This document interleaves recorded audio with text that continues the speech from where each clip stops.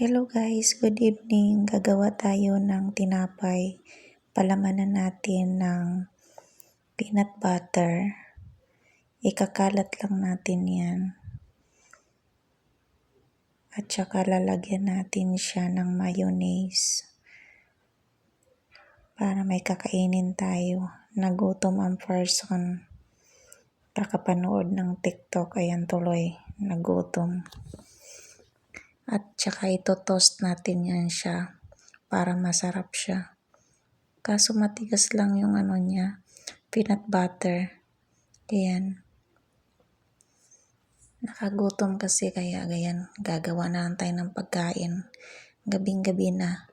Pero yan, gagawin natin. Ang oras ngayon mag-2:00 na madaling araw. Hindi ako inaantok. Kaya gagawa na lang ako ng tinapay. Papapakin ko doon sa kwarto. Habang nanood ng TikTok, scroll yan.